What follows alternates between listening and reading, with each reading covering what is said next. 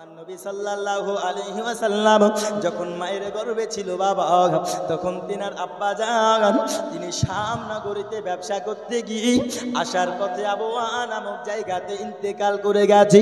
এ বাবাজি আমার, হযরতে আমিনা রাদিয়াল্লাহু তাআলা আনহা তিনি আপনার অত্যন্ত দুঃখিত, অত্যন্ত তিনি মর্মাহত। তিনার নয় ভাই যখন হযরতে আব্দুল মুত্তালিবের কাছে আসার পরে বলতেছে, ওগো আব্বা জান, আমরা যখন ব্যবসা থেকে ফিরে আসতেছিলাম তখন আবওয়া নামক জায়গাতে আমাদের ছোট ভাই আব্দুল্লাহ ইন্তেকাল করে গেছে। দরদি হযরতে আব্দুল মুত্তালিব কান্নায় ভেঙে পড়ে বাবা। তিনি যেন ধৈর্য ধরার চেষ্টা করতেছি, এমত অবস্থাতেই হযরতে আমিনা রাদিয়াল্লাহু তাআলা আনহা তিনার বিবাহর সবেমাত্র মাসখানেক বয়স হয়েছিল। তিনি এখনো স্বামীর সাথে সংসার করে না, এখনো তিনি মন খুলে স্বামীর সঙ্গে কথা বলে নাই। নতুন বিবাহ হয়েছে, না জানে কত আশা থাকবে, কত আকাঙ্ক্ষা থাকবে, কত ইচ্ছা থাকবে, কিন্তু স্বামীর আশায় হযরতে আমিনা প্রত্যেক দিন দরজায় অপেক্ষা করতে থাকে।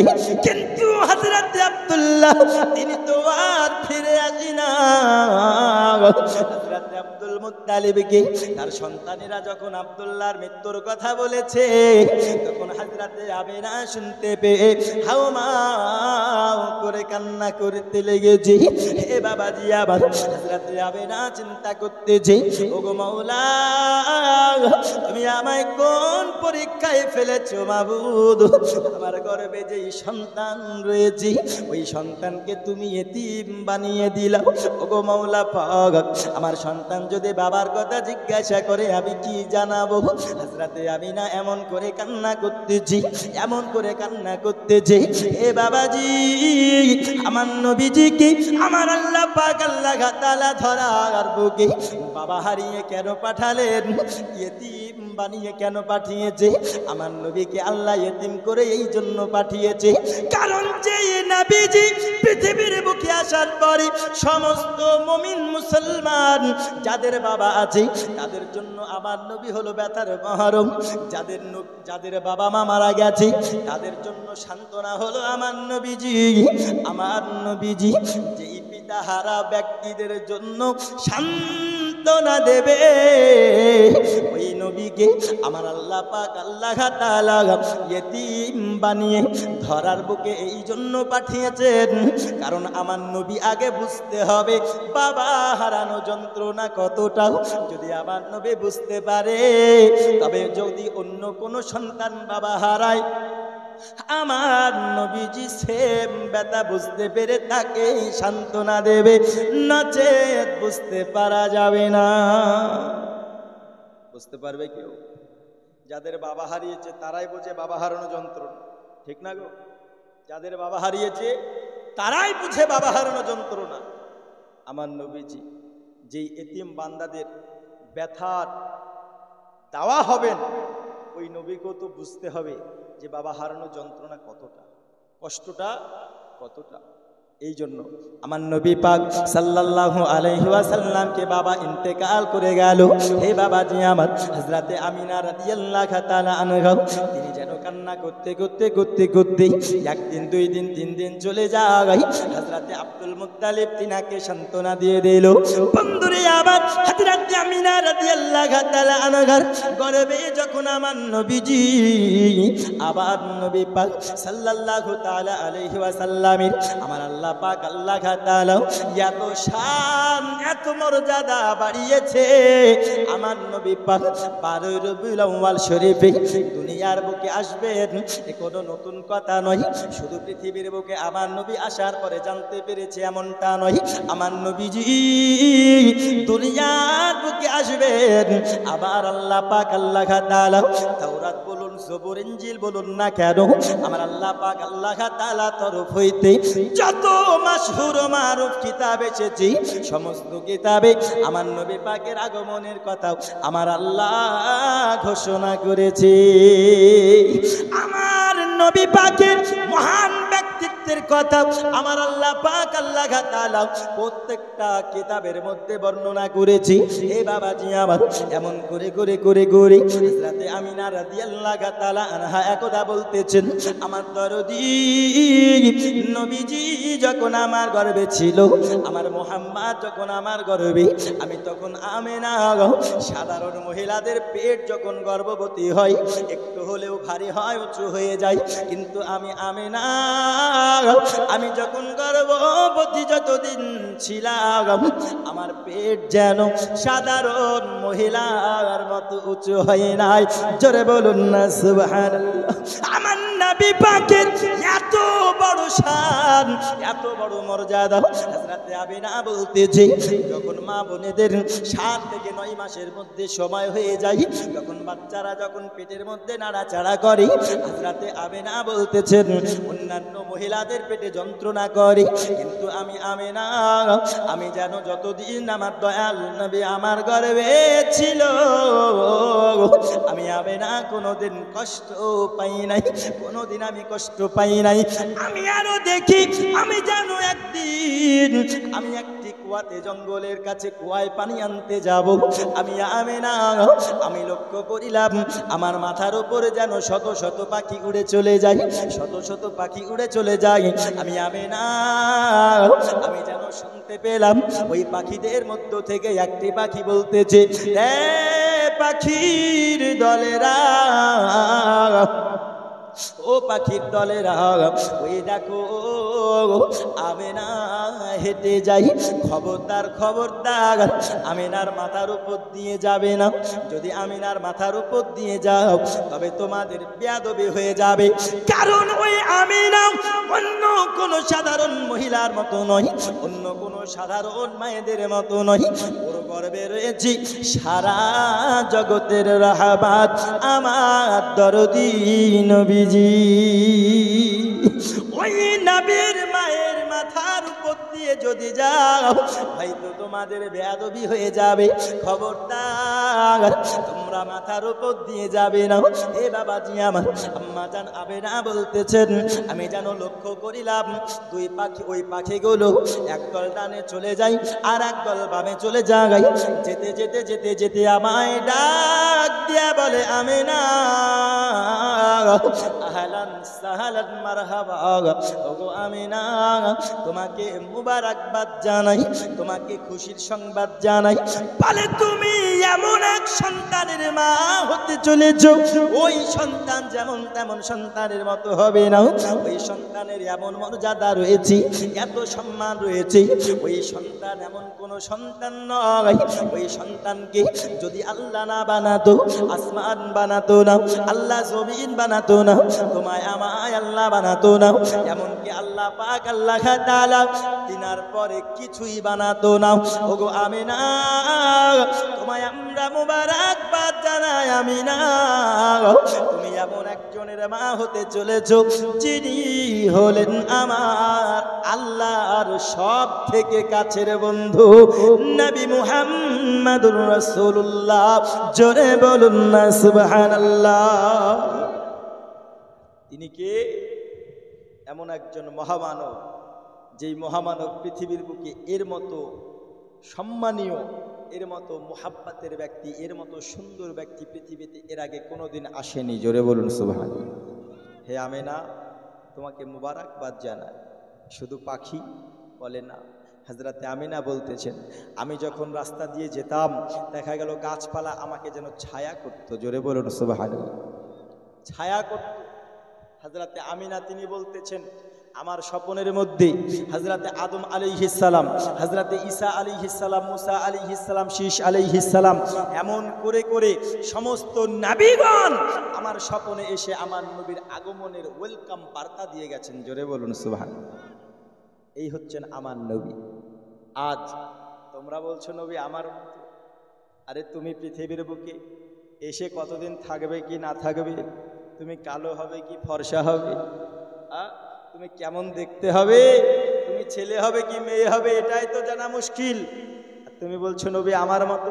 তুমি আসার শুভাগমনের খবর কয়জন দেয়? আর আমার নবী আসার শুভগমনের খবর গাছপালা পশু পাখি সব আমেনাকে মুবারকবাদ জানাই, জোরে বলুন সুবহানাল্লাহ। তোমার কি লজ্জা লাগে না? তুমি আমার নবীকে আমার মতো বলতেছো।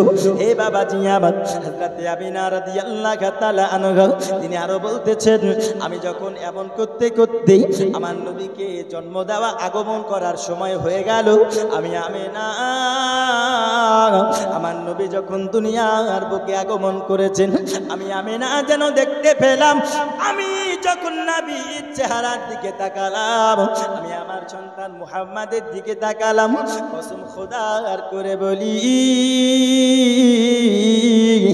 পৃথিবীর জমিনে, আসমানের নিচে, জমিনের উপরে আমি আমিনা এর থেকে সুন্দর সন্তান দেখি না।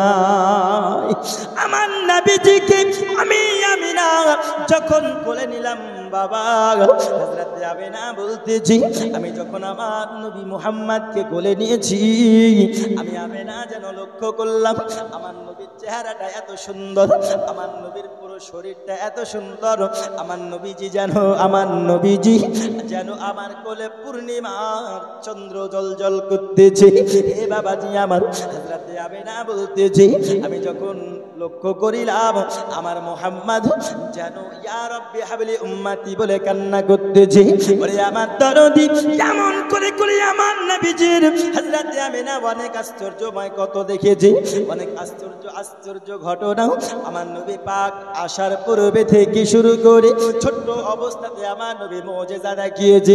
দরদি আজকে যারা বলতেছি আমার নবী 40 বছর পরে নবী হয়েছে, আরে না রে না রে না, আমার নবী 40 বছর পর নবী হয় নাই, 40 বছর পর নবী আমার নবুয়ত প্রকাশ করেছে। আর আমার নবী ওই সময় নবী ছিল যখন আল্লাহর পরে আর কেউ ছিল না। ওই সময় আমার আল্লাহ পাক আল্লাহ তাআলার নবী ছিলেন। তাই জন্য নবী বলছেন, কুনতু নাবিয়্যা ওয়া আদামু বাইনাল মাই ওয়াত তিন, আমি ওই সময় নবী ছিলাম যেই সময় হযরত আদম এখনো তাকে সানার জন্য পানি এবং মাটিকে এক করা হয়নি, তারও পূর্বে আমার নবী ছিলেন, জোরে বলুন সুবহানাল্লাহ। কিন্তু আমার নবী পাক সাল্লাল্লাহু তাআলা আলাইহি ওয়াসাল্লাম ছোট আপনার মায়ের গর্ভ থেকে শুরু করে ছোট অবস্থাতেও কতই না মুজিজা দেখিয়েছে। আব্বাজি আমার নবী পাক সাল্লাল্লাহু তাআলা আলাইহি ওয়াসাল্লামের মধ্যে আমার আল্লাহ এত রহমত দিয়ে দিয়েছেন, এত বরকত দিয়ে দিয়েছেন। দরদি চলুন না একটু সামনের দিকে আমি এগিয়ে নিয়ে যাই। আমার নবী পাকের আগমনের খুশিতে আমি আমার পূর্বের বক্তাদের মুখে শুনতেছিলাম, নবীর চাচা আবু লাহাব পর্যন্ত কবরে একদিন শান্তি পায়। শুনলেন না এর পূর্বে বক্তব্য যে কাফির আবু লাহাব নবী আসার খুশিতে তার দাসীকে আজাদ করেছে, যার জন্য কবরে সোমবারের দিন আরাম পায়। পায় না গো? পায়। চিন্তা করো, কাফের নবী আসার আগমনের খুশি হয়ে কবরে আরাম পাচ্ছে, আর আজকালকার মানুষ কিছু বলছে যে না আমরা মুসলমান, কিন্তু নবী আসাতে তারা খুশি না। বুঝতে পারলেন না? নবী আসাতে তারা খুশি নাও।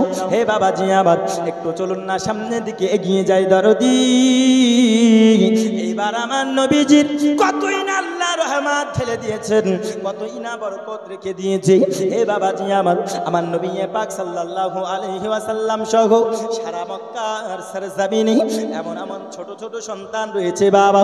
তৎকালীন যুগের প্রথা ছিল ছোট ছোট বাচ্চাদেরকে মক্কার সরজমিন থেকে আশেপাশের শহরে নিয়ে যাওয়ার পরে, পাহাড়ি অঞ্চলে নিয়ে যাওয়ার পরে দুধ মায়েরা নিয়ে যাবেন এবং দুগ্ধ পান করাবে। দরদি গো, দুগ্ধ পান করানোর পরে 2 বছর হয়ে যাবে, আবার ফিরিয়ে দিতে চলে আসবে। হে আমার দরদি, এইরকম যখন রেওয়াজ হয়ে গিয়েছিল, এইরকম রেওয়াজ হওয়ার শুধুমাত্র 2টা কারণ ছিল। কটা কারণ? জোরে বলুন কটা? 2টা কারণ ছিল। 1 নাম্বার কারণ হলো, যদি আমাদের মক্কার সরজমিনে এমন ঘন বসত যখন বস্তি ছিল বাবা, তারা মনে করত আমাদের ছোট ছোট সন্তানেরাও যদি খোলা আকাশের মধ্যে যায়, যদি পাহাড়ি অঞ্চলের দিকে চলে যায়, তাহলে ওইখানে থেকে যদি মানুষ হয়ে যায়, তাহলে তাদের শরীর স্বাস্থ্য ভালো হয়ে যাবে আর শুদ্ধ আরবি ভাষা বলা শিখে নেবে। ওরে আমার বাবাজি, 2 নাম্বার কারণ ছিল মক্কার সরজমিনে যারা ধনী ধনী ব্যক্তি ছিল বাবা, তাদের সন্তানদেরকে এই জন্য দুধ মাকে দিয়ে দিত, কারণ তাদের সন্তান যদি তাদের বিবির কাছে থাকে, তাদের বিবি তাদের সেবা করতে পারবে না। আর যদি সন্তানকে দুধ মা নিয়ে চলে যায়, তাহলে তার বিবিরা তাদের সেবা করতে পারবে। বুঝলেন? মায়ের কাছে যদি সন্তান থাকে, তো ওই মা কি সেই স্বামীর সেবা করতে পারবে গো? সন্তান নিয়ে ব্যস্ত থাকবে, থাকবে না? ব্যস্ত থাকবে। তাই দিয়ে দিত। এক নম্বর কারণ কি? খোলা আকাশের মধ্যে থাকবে, পাহাড়ি অঞ্চলের দিকে থাকবে, শরীর স্বাস্থ্য ভালো হবে, আরবি শুদ্ধ বলা শিখবে। আর এই জন্য দিয়ে দিত। দুই নাম্বার কারণ, যদি সন্তানকে দিয়ে দিত, তো ওই স্ত্রীগুলো তাদের স্বামীর যেন ভালো করে সেবা করতে পারে, সেবা নিতে পারে, এই জন্য দিয়ে দিত। এ বাবাজি আমার, হযরতে আপনার এমন করতে করতে সারা মক্কার জমিনে, সারা দেশ থেকে যেন মানুষ আসতেছে, আশেপাশ থেকে মানুষ আসতেছে, যেন আপনার দুধ মারা, যেন ছোট ছোট সন্তান দুধ পান করানোর জন্য নিয়ে নেবে। ওরে আমার বাবাজি, এমন করতে করতে বানি সাদ গোত্র থেকে অনেক মহিলা মক্কার সরজমিনে আসতেছে। আব্বাজি আমার, বানি সাদ গোত্রের মধ্য থেকে একজন মহিলা, যার সংসারে অনেক যেন দুঃখ অনাটন নেমে এসেছে, অনেক যেন অভাব নেমে এসেছে, ওই মহিলা, তার অন্য কোনো নাম নয়, যার নাম হলো হালিমাতুস সাদিয়া। জোরে বলুন সুবহানাল্লাহ। ওই হালিমাতুস সাদিয়া যখন ওই বানি সাদ গোত্রের অন্যান্য মহিলার সঙ্গে তারা আসতেছে, তখন হালিমাতুস সাদিয়ার উটনিটা এত দুর্বল ছিল, এত দুর্বল ছিল বাবা, তার উটনিটা যেন সঠিকভাবে চলতে পারে না। তার প্রতিবেশিনীরা বলতেছে, এ হালিমা, আমি যদি তোমাদের জন্য থেমে যাই, তাহলে মক্কা পৌঁছাতে পৌঁছাতে হয়তো সমস্ত সন্তানগুলোকে অন্যান্য মায়েরা নিয়ে নেবে। হালিমা, তোমার উটনি তো দুর্বল, আমরা কি করব এখন তুমি বলো। হযরতে হালিমা বলতেছে, রে বোনেরা, আমার উটনি দুর্বল, একটু আমার জন্য থেমে যাও, একটু আমার জন্য থেমে যাও। আমি হালিমা, আমাকে তোমরা সঙ্গ ত্যাগ করো না। আরে আমার বাবাজি, হালিমাতুস সাদিয়াকে তখন তারা বলল, এ হালিমা, তোমার জন্য আমরা যদি থেমে যাই, আমরা যদি তোমার জন্য আস্তে আস্তে যাই, তাহলে মক্কা পৌঁছাতে পৌঁছাতে আমরা কোনো সন্তান পাবো না। আব্বাজি, হালিমার জন্য কেউ থামলো না, সবাই চলে গেল মক্কার সরজমিনে, হালিমা যেন পিছে থেকে গেল। ওরে মক্কার জমিনে যাওয়ার পরে সমস্ত দাই, সমস্ত দুধ মারা বড় লোক ঘরের সন্তানদেরকে নিয়ে নিয়েছে। কোন ঘরের? বড় লোক ঘরের, যারা একটু ধনী ব্যক্তি। কেন? কেন? এই জন্য না যে দুগ্ধ পান করাবো, যার জন্য আমি মজুরি নেব। মায়েদের এই রকম নিয়াত তাদের ছিল না। যারা দুগ্ধ পান করাতো, সেই মারা এটা মনে করত যে মায়ের দুধের, বুকের দুধের কোনো দাম হয় গো? মায়ের স্তনের দুধের কেউ ঋণ শোধ করতে পারবে? কেউ দাম দিতে পারবে? ও গায়ের চামড়া যদি খুলে মায়ের কদমের তলে রেখে দেয়, ওই মায়ের দুধের ঋণ শোধ করা যাবে না। তাই তারা মনে করত যে আমাদের স্তনের দুধ আমরা বিক্রি করব না, এত নিকৃষ্ট আমরা নয়। তবে বকশিস কেউ যদি দেয়, যে আমি তার সন্তানকে দুধ পান করিয়ে দিলাম, 2 বছর মানুষ করিয়ে দিলাম, তো বকশিস দিলে খুশি মনে যেটা দেবে সেটা নেওয়া যাবে, যাবে না? এবার বকশিস তো সবারই একটু বেশি নেবে এরকম আশা থাকে, থাকে না গো? হ্যাঁ, একটু বেশি আশা থাকবে। আমিও তো আশা করে এসেছি, তাই না, যে এখানে আমি জালসা এসেছি, হুজুর আমাকে একটু বকশিস ভালো করে ধরে দেবে। হ্যাঁ, তো এই হচ্ছে ব্যাপার। বকশিস একটু বেশি পাবো, সবারই আশা থাকে। এই জন্য ধনী ধনী ঘরের সন্তানদেরকে নিয়ে নিয়েছে, বুঝলেন তো? যেন বকশিস বেশি বেশি পেয়ে যায়। হে বাবাজি আমার, সারা মক্কার সরজমিনে সমস্ত সন্তান যখন নিয়ে নিয়েছে, হযরতে হালিমাতুস সাদিয়া রাদিয়াল্লাহু তাআলা আনহা তিনি এইবার অবশেষে আসতেছেন। আসার পরে বাবা সারা মক্কার সরজমিন ঘোরা করতেছি, সারা মক্কার সরজমিন ঘোরা ঘুরি করে হালিমা যেন কোনো সন্তান পেল না, কোনো সন্তান পেল না। হযরতে হালিমার মনটা বড় বেজার, তিনি মনে মনে চিন্তা করতেছে, ওগো মাওলা, আমাকে কি এইবার খালি হাতে ফিরে যেতে হবে? বলে আমার বাবাজি, হযরতে হালিমার নিজের একটি সন্তান আছে বাবারা। হযরতে হালিমার নিজের সন্তান পর্যন্ত তিনার দুই স্তনের দুধ পান করতে পারত না। হযরতে হালিমার স্তনের দুধ অতটা ছিল না, কিন্তু হযরতে হালিমা এটা মনে করত, কোন সন্তানকে যদি আমি দুগ্ধ পান করাই তবে আল্লাহ আমাকে হয়তো বরকত দেবে, আল্লাহ আমাকে হয়তো বরকত দেবে। হযরতে হালিমাতুস সাদিয়া রাদিয়াল্লাহু তাআলা আনহা তিনি যেন মক্কার সরজমিনে ঘোরাঘুরি করতেছে। এ বাবাজি আমার, হযরতে হালিমা কোন যখন সন্তান পায় না, ঘোরাঘুরি করতে করতে করতে করতে আমার নবী তিনার দাদা জান আব্দুল মুত্তালিবের সঙ্গে দেখা। কার সঙ্গে? আব্দুল মুত্তালিবের সঙ্গে দেখা। আব্দুল মুত্তালিব কে গো? নবীজির দেখছেন দুই একটা মুরব্বী বলছে, বাদ বাকি আর কেউ মুখ দিয়ে ফুটে বলছে না যে নবীজির দাদু হয়। আসলে বলবে কি করে? এরা তো জানে না, বুঝলেন না? আর নবীর নাম কি, নবীর বাবার নাম কি, নবীর মায়ের নাম কি, নবীর দাদুর নাম কি, এরা জানে না। কিন্তু বলিউড, টলিউড, টলিউড, হলিউড এদের হিরো হিরোইনের নাম করেন, দেখবেন ভ্যাট ভ্যাট করে বলে দেবে, দেবে না গো? হ্যাঁ, বলে দেবে, বুঝতে পারলেন? আর এখন কি করে শিখবে? এখনকার মা বোনেরা তো আর নবী পাকের নাম, নবী পাকের সাজরা, নবীর বাবার নাম, দাদুর নাম এগুলো শেখায় না। এখনকার বাবা মারা hi hello tata bye bye mobile, এতেই শেষ, ঠিক না গো? হ্যাঁ, এই মোবাইলে এখন সব শেষ। ছোট ছোট বাচ্চারা ভালো কিছু শিখবে কি? আরে মা বোনেরা এরা নিজেই তো কোরআন শরীফ পড়ে না, মারা আছে যারা এরা নিজেরাই নামাজ পড়ে না, তো সন্তানেরা কি নামাজ পড়া শিখতে পারবে? পারবে না। আর মা বোনেদেরকে এখন সন্তানরা বলছে, মা এই মোবাইল দাও নাহলে ভাত খাবো না, এই মোবাইল দাও নাহলে ভাত খাবো না, এ কথা বলছে। আর মারা কি করবে? ওরে আমার সোনা, ওরে আমার চাঁদি, তুই মোবাইল নাহলে ভাত খাবে না, লে মোবাইল লে, ওর ভাত খা। একদিন, 2 দিন, 3 দিন, 10 দিন, 50 দিন করতে করতে যখন 2-3 মাস কেটে যাবে, আচ্ছা বলুন ওই সন্তান পরে আর মোবাইল ছাড়া ভাত খাবে? জোরে বলুন, ভাত খাবে? ভাত খাবে না। এই অভ্যাসে পরিণত হয়ে যাচ্ছে। আজকে ছোট থেকে ছোট, বড় থেকে বড়, ছুরি থেকে বুড়ি সবাই এখন মোবাইলে আসক্ত, মোবাইলের গেমে আসক্ত। আর এই মোবাইলে সবাই এখন এমন এমন সম্পর্ক তৈরি করছে এবং এই মোবাইলে এমনভাবে মানুষকে ক্ষতিগ্রস্ত করছে। এখন মানুষকে সব থেকে ক্ষতিগ্রস্ত করার জন্য একটা মোবাইলে যথেষ্ট। ঠিক বললাম না ভুল বললাম? সর্বপ্রথম আগে বাড়ির ওই মহিলাদের কাছে এই অ্যান্ড্রয়েড মোবাইল হটাতে হবে, বুঝতে পারলেন না?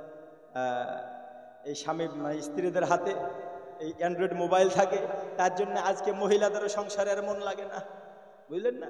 তাই কবি বলছে কি, ভাবিদের হাতে দেখো বড় বড় ফোন, স্বামীর সংসারে এদের নাই কোনো মন। বুঝলেন না? কথা কি ভুল বলছি? কথাটা একটু মিলিয়ে নেবেন। ভাবিদের হাতে দেখো বড় বড় ফোন, স্বামীর সংসারে এদের নাই কোনো মন। ভাবিদের হাতে দেখো বড় বড় ফোন, স্বামীর সংসারে এদের নাই কোনো মন। কেমনে গড়িবে এরা স্বামীর মহল? গড়তে পারবে? করতে পারবে কি? পারবে না। তাই কবি বলছেন, ভাবিদের হাতে দেখো বড় বড় ফোন, স্বামীর সংসারে এদের নাই কোনো মন। ভাবিদের হাতে দেখো বড় বড় ফোন, স্বামীর সংসারে এদের নাই কোনো মন। মোবাইল ছাড়া এরা বড়ই অচল, ঠিক না? মোবাইল ছাড়া এরা বড়ই অচল, কেমনে গড়িবে এরা স্বামীর মহল। কলিকাল কলিকাল কলিকাল, এ কেমন কলিকাল, মোবাইল ছাড়া কারো চলে না তো দিনকাল। কলিকাল, কারো দিনকাল চলছে এখন? চলছে। জীবন সাথী আছে নেট আর মোবাইল, জীবন সাথী আছে নেট আর মোবাইল, নামাজি রোজার কেউ রাখে না খেয়াল। কলিকাল কলিকাল কলিকাল, এ কেমন কলিকাল, মোবাইল ছাড়া কারো চলে না তো দিনকাল। কলিকাল। তারপরে শুনুন, কেউ খেলে ফ্রি ফায়ার, কেউ পাবজি, মার মার করে হাকে খোড়া বাবুজি। ফ্রি ফায়ার খেলে মার মার দেখতে পান না আপনারা, 10 জন 20 জন 50 জন এক জায়গায় বসে, রে সুবহানাল্লাহ, এরা যদি মসজিদে যেত মসজিদের কাতার ভরপুর হয়ে যেত। কেউ খেলে ফ্রি ফায়ার, কেউ পাবজি, মার মার করে হাকে খোড়া বাবুজি। মোবাইল এসে দেশে হয়েছে এ হাল, মোবাইল এসে দেশে হয়েছে এ হাল, ছোট ছোট ছেলে মেয়ে হয়েছে বেতাল। কলিকাল কলিকাল কলিকাল, এ কেমন কলিকাল, মোবাইল ছাড়া কারো চলে না তো দিনকাল। কলিকাল। শেষ ছন্দ, কেউ দেখে ফেসবুক, কেউ ইউটিউব, কেউ বা হোয়াটসঅ্যাপে খুলেছে গ্রুপ। খোলে না? কেউ দেখে ফেসবুক, কেউ ইউটিউব, কেউ বা হোয়াটসঅ্যাপে খুলেছে গ্রুপ, কেউ বা ভিডিও কলে করে গোলমাল। হচ্ছে না? বিয়ে করে আসার পরে স্বামীর সংসার থেকেও এখন এই মোবাইলের মাধ্যমে অন্যজনের সাথে যায়। হচ্ছে না গো? হয়ে যাচ্ছে। কেউ দেখে ফেসবুক, কেউ ইউটিউব, কেউ বা হোয়াটসঅ্যাপে খুলেছে গ্রুপ, কেউ বা ভিডিও কলে করে গোলমাল, মোবাইল নিল কেড়ে সুখেরই কপাল। কলিকাল। আচ্ছা, কথাগুলো বাস্তবের সঙ্গে মিল আছে না নাই? জোরে বলুন, মিল আছে না নাই? এই হচ্ছে মিল। তার জন্য মা বোনেরা, আপনাদেরকে আমি বলি, এই মোবাইল থেকে দূরে থাকুন এবং সন্তানদেরকে দূরে রাখুন। আরে যখন আপনি দূরে রাখবেন, নামাজ পড়বেন, মসজিদে পাঠাবেন, ইমামদের কাছে পাঠাবেন, তবেই তো নবীর নাম শিখবে, তবেই তো নবীর বাবার নাম শিখবে, তবেই তো নবীর মায়ের নাম শিখবে। আফসোস, যদি এগুলো না শিখতে পারে, তাহলে মুসলমান ঘরে জন্ম নেওয়াটা আমাদের ব্যর্থতা, তাই না গো? আমাদের ব্যর্থতা। আজ নবীর দাদার নাম বলতে পারছেন না আপনারা, যদিও আমি এর পূর্বে 2-5 বার বলে দিলাম। নবীর দাদার নাম কি গো? Abdul Muttalib. কি নাম? হযরতে আব্দুল মুত্তালিবের সঙ্গে দেখা, হে বাবাজি আমার, হযরতে আব্দুল মুত্তালিবের সঙ্গে যখন দেখা হয়ে গেল, হযরতে হালিমাকে বলতেছেন, মা তুমি কে? তখন হালিমা বলতেছেন, হে হযরতে আব্দুল মুত্তালিব, ওগো কাবা ঘরের মুতাআল্লি, আমি হলাম বানি সাদ গোত্রের হালিমাতুস সাদিয়া। বলে, তুমি কেন এসেছো? বলতেছে, আমি একজন সন্তান নেওয়ার জন্য এসেছি। আমি একজন সন্তানকে দুগ্ধ পান করাবো, যেন আল্লাহ আমার উপরে রহমত বর্ষিত করে, আল্লাহ আমার প্রতি যেন দয়া বর্ষিত করে। হযরতে আব্দুল মুত্তালিবকে হালিমাতুস সাদিয়া বলতেছি, কিন্তু আমার উটনি এত দুর্বল ছিল, আমি মক্কার জমিনে আস্তে আস্তে লেট হয়ে গেছি, আমি মক্কার জমিনে পৌঁছাতে দেরি, কিন্তু আমার প্রতিবেশীরা সবাই যেন আপন আপন বেঁচে আপনার সন্তান নিয়ে নিয়েছি। আমি হালিমা, আমি কোন সন্তান দুগ্ধ পান করাবো যার জন্য পুরো মক্কাতে আমি কোনো আর সন্তান পাই না। হযরতে আব্দুল মুত্তালিব তখন বলেন, রে মা হালিমা, তুমি একটু শোনো মা, তুমি কি আমার পোতাকে দুগ্ধ পান করাবে? আমার একটি পোতা আছে যার নাম হলো মুহাম্মদ। ওই পোতার আমার গর্ভ অবস্থাতেই আব্বা জান ইন্তেকাল করে গেছি। সারা মক্কার সরজমিনে আমার নবীর কাছে যারা এসেছে আমার নবীকে পছন্দ করেছে, কিন্তু যখন শুনেছে আমার নবীর বাবা নাই, তখন আমার নবীকে দুগ্ধ পান করানোর জন্য কেউ নেয় না। এরে আমার বাবাজি, সোনা মানিকেরা ভালো করে বুঝুন বাবা, হযরতে আব্দুল মুত্তালিব বলতেছি, ও মা হালিমা, তুমি যদি আমার পোতাকে গোদ নাও, তুমি যদি আমার পোতাকে দুগ্ধ পান করাও, আমি আব্দুল মুত্তালিব আমি যেন লক্ষ্য করেছি, আমি যেন অনুভব করতে পেরেছি আমার ওই পুতার শান শৌকত, আমার নাতির মর্যাদা আমার আল্লাহ এত বাড়িয়েছেন। তুমি যদি আমার ওই নাতিকে দুগ্ধ পান করাও তাহলে অবশ্যই আল্লাহ তোমার উপরে রহমত বর্ষিত করবে। আল্লাহ তোমার প্রতি অনেক দয়া করবে। ও হালিমা, তুমি কি আমার পোতাকে দুগ্ধ পান করাবে? হযরত হালিমা বলতেছেন, হুজুর আমি একা সিদ্ধান্ত নিতে পারবো না, আমার স্বামীও আমার সঙ্গে এসেছেন, আমার স্বামীকে আমি জিজ্ঞাসা করব, জিজ্ঞাসা করার পরে যদি হুকুম দেন তবে আমি অবশ্যই দুগ্ধ পান করাবো। তখন সঙ্গে সঙ্গে চলে গেলেন হযরত হালিমা দৌড়াতে স্বামী হারিসের কাছে চলে গেল। যাওয়ার পরে বলতেছেন, আমার স্বামী গো, আমার যেন মক্কার সরজমিনে আসার পরে আমরা কোনো সন্তান দুগ্ধ পান করানোর জন্য পাই নাই।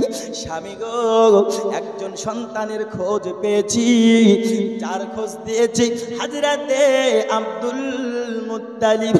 বলে এই ব্যক্তি এমন একজন ব্যক্তি, আমরা এমন একজন সন্তানের খোঁজ পেয়েছি যিনি হলেন হযরতে আব্দুল মুত্তালিবের পোতা, এমন সম্মানীয় ঘরের সন্তান। হযরতে আব্দুল মুত্তালিবের কথা যেই শুনতো মক্কার সরজমিনে সম্মান করত। হে বাবাজি আমার, কুরাইশ বংশী হযরতে আব্দুল মুত্তালিবের এত সম্মান ছিল বাবা, এত ইজ্জত ছিল, কাবা ঘরের সেবক থাকার কারণে সারা মক্কার সরজমিনে হযরতে আব্দুল মুত্তালিবের সবাই সম্মান করত।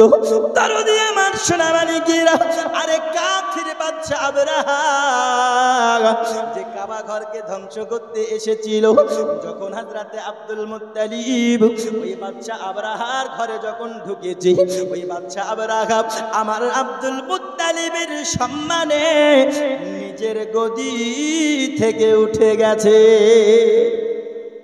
নিজের গদি থেকে উঠে গেছে। বলে কেন?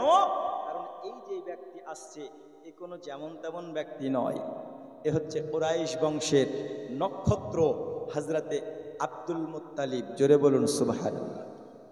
আব্দুল মুত্তালিব কেন?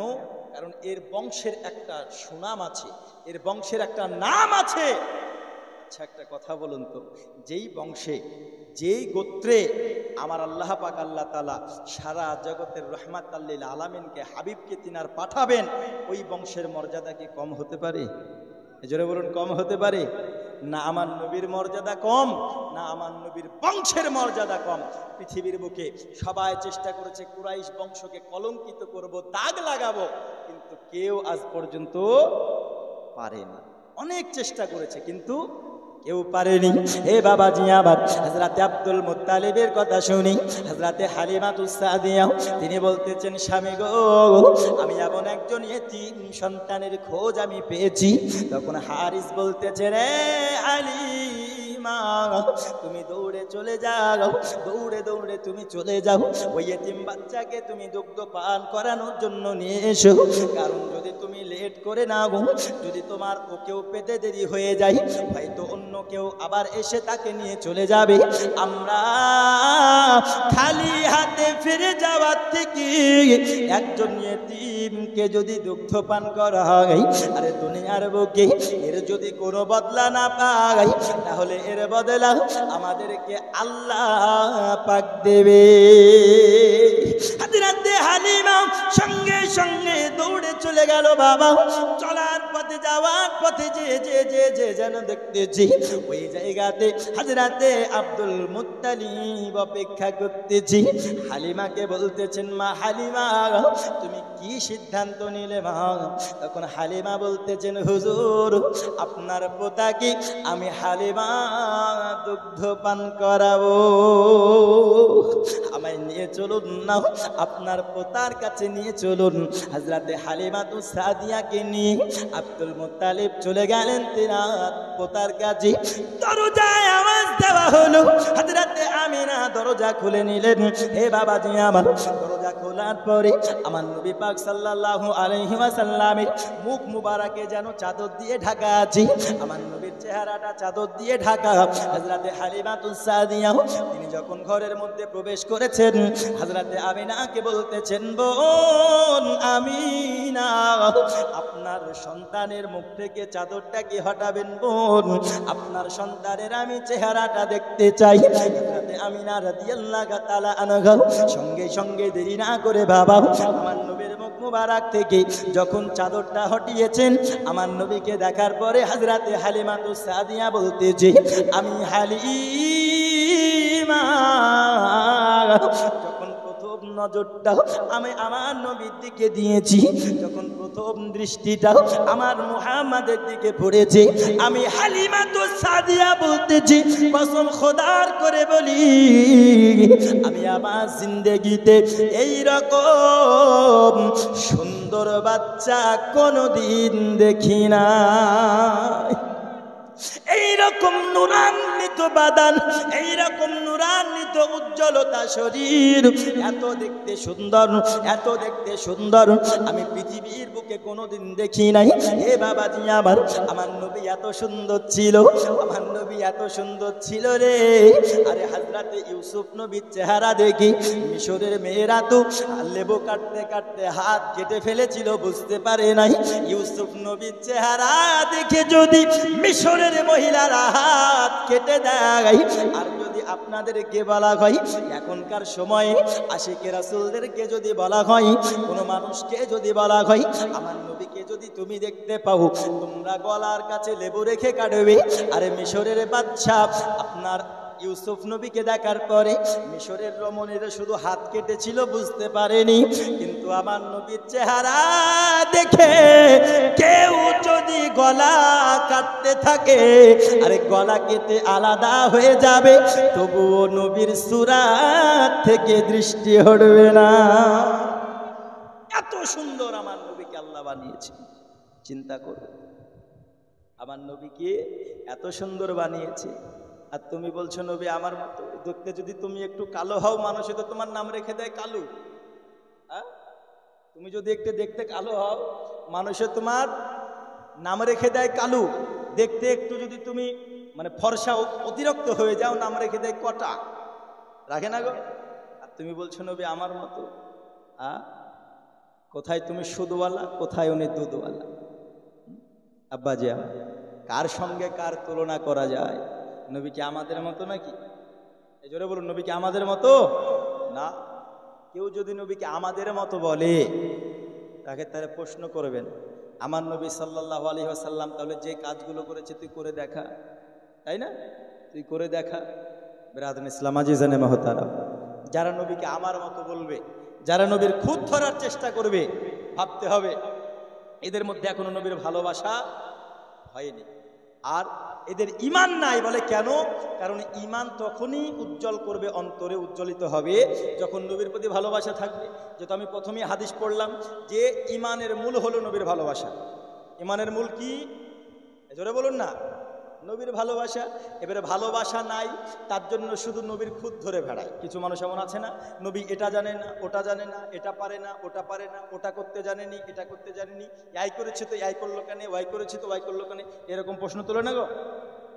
একটা কথা মনে রাখবেন, খুঁত ধরে কারা জানেন?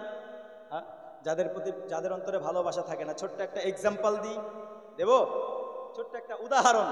ধরুন একটা সন্তান বিয়ে দেখতে গেছে, বুঝতে পারলেন? বিয়ে দেখতে গেছে, বিয়ে করবে ছেলে, এবার দুলা ভাইকে নিয়ে গেছে, বোনকে নিয়ে গেছে, বন্ধু বান্ধবকে নিয়ে গেছে, বুঝতে পারছেন? তো মেয়ে এবার বসে আছে চেয়ারে। আচ্ছা, মেয়ে দেখতে গিয়ে বলে না যে মা একটু হাঁটো তো দেখি, ল্যাংড়া তো নাই তো বাবা, দেখে না খুব খুব দেখে না, ল্যাংড়া নয় তো বাবা, আমার দিকে একটু তাকাও দেখি, টেরা নাই তো বাবা, একটু কথা বলো তো দেখি, বোবা নয় তো বাবা। এইরকম হাজারো খুদ দেখার চেষ্টা করে, কি করে না বলুন তো? হ্যাঁ, চেষ্টা করে। আপনাদের এইদিকে বিয়ে দেখতে গেলে এগুলো দেখে না? সব দিকে দেখে। আর খুদ থাকলে ছেলের বিয়ে দেবে না। তো বিয়ে দেখতে গিয়েছে, এবার ছেলে বসে আছে, যার বিয়ে দেখতে গেছে সে বসে আছে আর মনে মনে ভাবছে আমার বন্ধু বান্ধব দুলাভাই বোন ভালোই ডিউটি পালন করছে না, ভালোই ডিউটি পালন করছে, মনে মনে আনন্দিত হচ্ছে। আচ্ছা, বিয়ে হয়ে গেল, পছন্দ হয়ে গেল, কোনো খুঁত পাই নাই, বিয়ে হয়ে গেল, কথা বুঝতে পারলেন? কিছুদিন সংসার হলো, সংসার হওয়ার পরে স্বামী স্ত্রীর একটি ভালোবাসা আছে না নাই? জোরে বলুন আছে না নাই?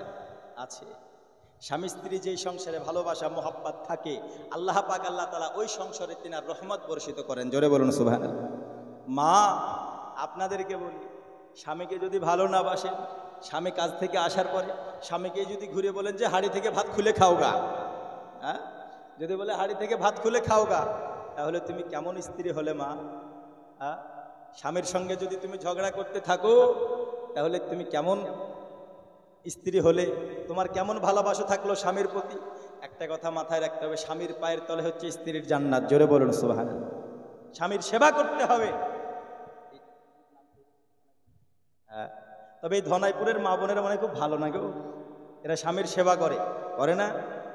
গ্রামের মা বোনরা ভালো না গো? আমি তো শুনেছি ভালো। এই দেখেন আপনাদের আওয়াজই বলছে কত ভালো। হ্যাঁ, আলহামদুলিল্লাহ খুব ভালো। এখন তো বলেন ভালো, নাহলে হয়তো এখানে অনেক মা বোনেরা দেখতে এসছে, হয়তো আব্বারা এখানে বসে আছে। হ্যাঁ, তো আমি যেটা বলতেছিলাম, স্ত্রীর মোহাব্বত, স্বামী স্ত্রী আছে না নাই? ভালোবাসা হলো, কিছুদিন চলে গেল, সংসার হতেছে। ওই বন্ধুর কাছে একটা বন্ধু বেড়াতে এসেছে, আসার পরে ভাবিকে দেখে বলতেছে বন্ধুকে, ভাবিকে এবার দেখতেছে, দেখতে দেখতে দেখতে দেখতে যেই মহিলার খুঁত পাইনি আগে, বিয়ের পরে ধরুন ছোট্ট একটা খুঁত প্রকাশ পেয়েছে। বুঝতে পারলেন? সামান্য সামান্য একটু খুঁত। যেমন আমি আপনাকে বলি, ধরুন হালকা, মানে চোখটা হালকা টেরা, যেগুলোকে আমাদের প্রবাদ বাক্যে প্রচলিত ভাষায় লক্ষ্মী টেরা বলে না, ছোট্ট একটু টেরা ধরেন আছে। অথবা ধরুন কথা বলতে বলতে হালকা তোতলাই, এমনও হয়েছে। এইরকম সামান্য একটু খুঁত পেয়েছে। তো এইবার ও বলতেছে ওর বন্ধুকে, যে রে বন্ধু, কি বিয়ে করলি রে, ভাবির তো এ দোষ আছে, তাই বলছে। আচ্ছা বলেন, ওই স্বামীর রাগে ফায়ার হবে কি হবে না? জোরে বলুন, হবে কি হবে না? রাগে রাগান্বিত হয়ে যাবে এবং তাকে মারতে যাবে। বলে কেন? কারণ তুই আমার স্ত্রীর খুঁত ধরার কে? বলবে কি বলবে না? জোরে বলুন, বলবে কি বলবে না? বিষয়টা লক্ষ্য করুন। একই কাজ খুঁত ধরা বিয়ের আগে করলো, ও আনন্দিত হচ্ছে যে ভালোই ডিউটি পালন করছে, কিন্তু বিয়ের পরে যখন খুঁত ধরতে যাচ্ছে ও রেগে ফায়ার হয়ে যাচ্ছে। বলে কেন? কারণ বিয়ের আগে ওই যে স্বামী স্ত্রীর একটা ভালোবাসা ছিল, ওই ভালোবাসাটা তার প্রতি হয়েছিল না, তার জন্য খুঁত ধরেছে, রাগেনি। এখন বিয়ে হয়ে গেছে, ওই স্ত্রীকে আমি ভালোবেসেছি, এখন তার খুঁত থাকলেও তুই যদি বলিস আমি স্বামী সহ্য করব না। তো ঠিক অনুরূপ আমার নবীকে যারা ভালোবেসেছে তারা আমার নবীর খুঁত তো খোঁজা দূরের কথা, খুঁত পাবেই না। আর যারা নবীকে এখনো ভালোবাসতে পারেনি, তারা সব সময় বলবে নবী এটা জানে না, ওটা জানে না, ওটা করেনি, এটা জানেনি। নবীর খুঁত ধরার চেষ্টা করবে কি করবে না? বলুন, করবে কি করবে না? যারা নবীকে ভালোবাসেনি খুঁত ধরার চেষ্টা করবে, আর যারা নবীকে ভালোবেসেছে তারা খুঁত তো পাবেই না, পাবেই না। আরো নবীর এত প্রশংসা পাবে, এত নবীর শান শওকত পাবে, সে নিজেই নবীর আশিক হয়ে যাবে। জোরে বলুন সুবহানাল্লাহ। হবে কি হবে না? হবে। আমার নবীর কি কোনো খুঁত আছে নাকি? কোনো খুঁত নাই। কিন্তু আজকে কিছু বেঈমান মুশরিক এবং কিছু বেঈমান ব্যক্তি তারা বলছে নবী এটা জানে না, ওটা জানে না, খুঁত ধরতে ব্যস্ত আছে। একটু মোহাব্বতে দরুদ আল্লাহুম্মা সাল্লি আলা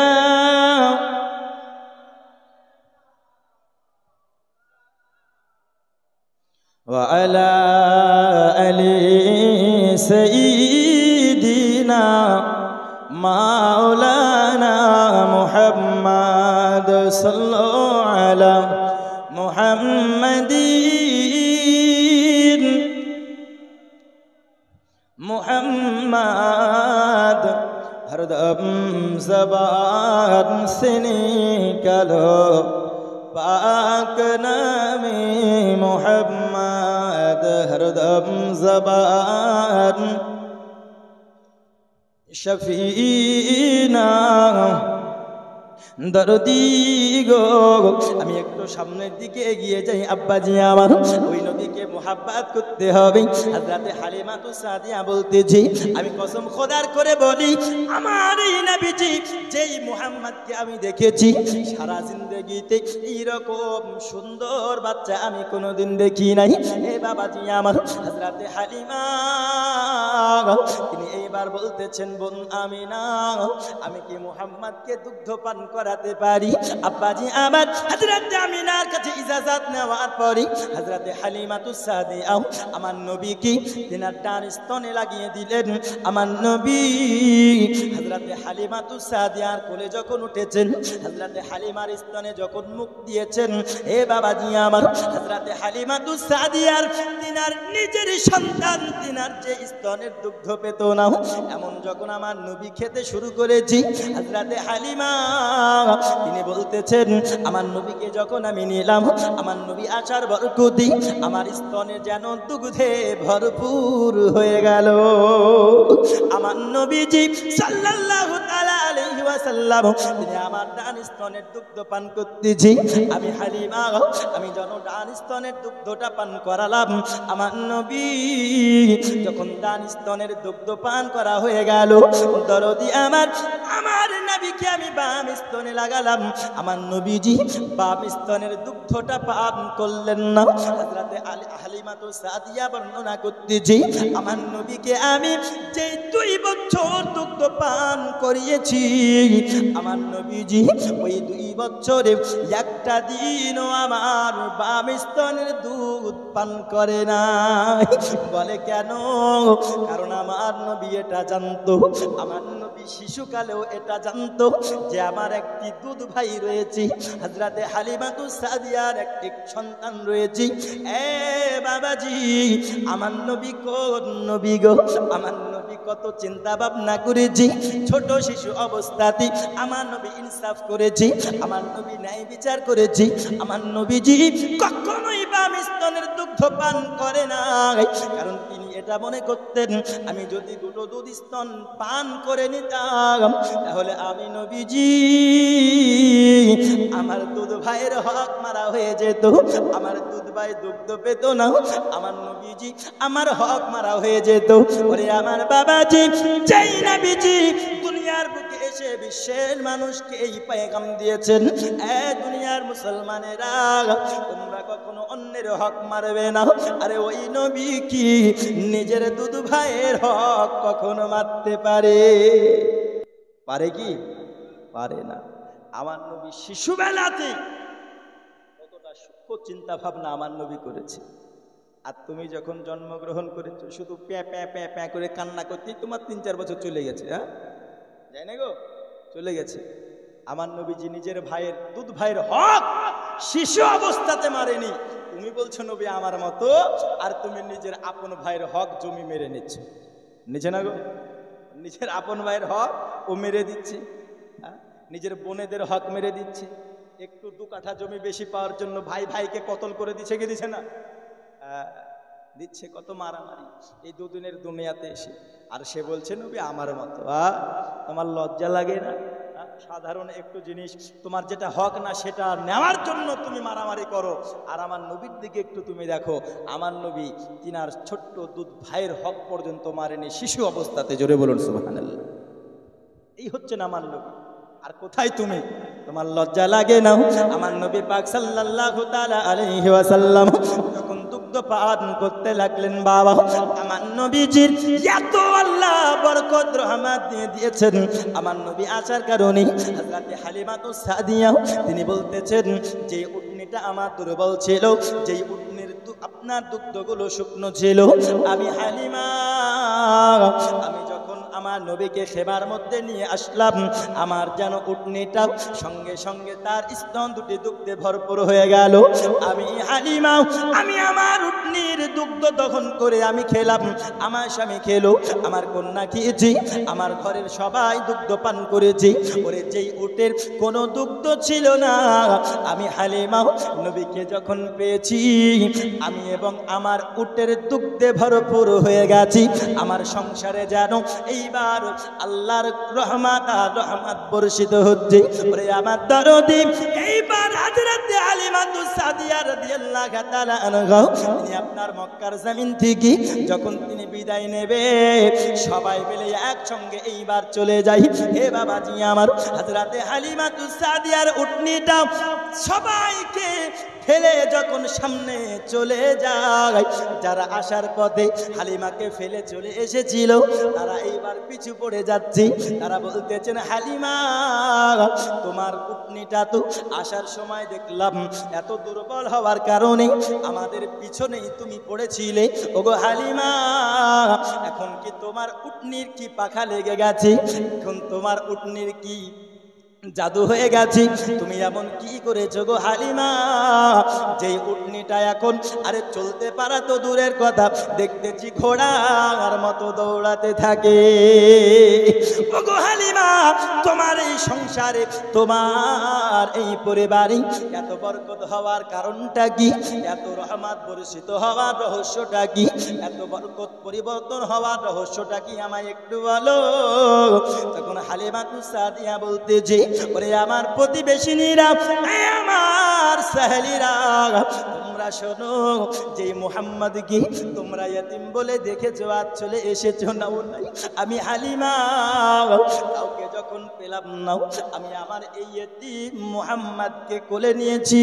আর এই মুহাম্মদকে যখন থেকে আমি কোলে নিয়েছি, আল্লাহ পাক আল্লাহ তাআলা আমার মধ্যে, আমার উটনির মধ্যে, আমার সংসারের মধ্যে বরকত আর বরকত দিয়ে দিয়েছে। ওরে আমার প্রতিবেশীরা, তোমরা আমি হালিমার মধ্যে যে উন্নতি দেখতে পাচ্ছ, এর রহস্য আর অন্য কিছু নয়। আমার কোলে যেই ফুটফুটে সন্তান তোমরা দেখো, পরিবর্তনের কারণ হলো এই কোলে থাকা মুহাম্মদ, কোলে থাকা এই মুহাম্মদ। তাহলে আমার নবী আসার রহমত, বরকত, উপকার, উন্নতি আছে না নাই? এ জোরে বলুন, আছে না নাই? আমার নবী পাক যখন থেকে দুনিয়ার বুকে এসেছেন, আস্তে আস্তে আস্তে আস্তে আমার নবী যদি না আসতেন, তৎকালীন সময় যে একটি খারাপ সময় ছিল, আজকে তার থেকে খারাপ হতো নাকি এরকম কি হতো? তার থেকেও খারাপ হতো না? খারাপ হতো আব্বাজি। তাই নবী পাক সাল্লাল্লাহু তাআলা আলাইহি ওয়াসাল্লামকে আল্লাহ যে আমাদের মধ্যে পাঠিয়েছেন, এর জন্য আল্লাহর কাছে যতই আমরা শুকরিয়া আদায় করি কম হবে। হবে না গো? যারা বলুন কম হবে না? কম হবে। আমার নবীকে আল্লাহ দুনিয়ার বুকে পাঠিয়েছেন আমিনার ঘরে। আব্বাজি আমার একবার দরুদ শরীফ, আল্লাহুম্মা সাল্লি আলা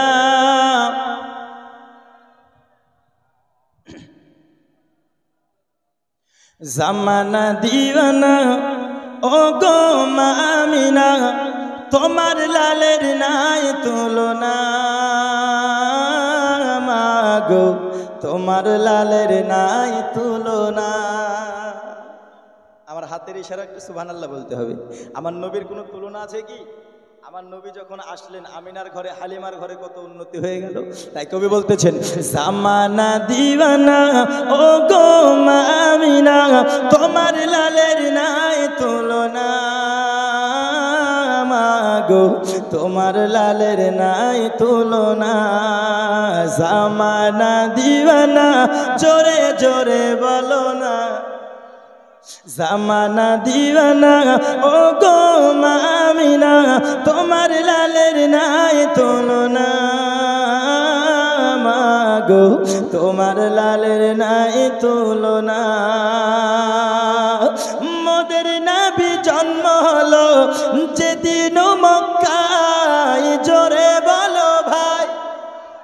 আর মোদের নবী জন্ম হলো যেদিন মক্কায়, শুকনো গাছে ফুল ফুটিল মরুর সাহারায়, নবীর এক ইশারায় গাছে এসে সালাম জানাই, নবীর এক ইশারায় গাছে এসে সালাম জানাই, আসমানেরই চাঁদ জাগার খেলনা,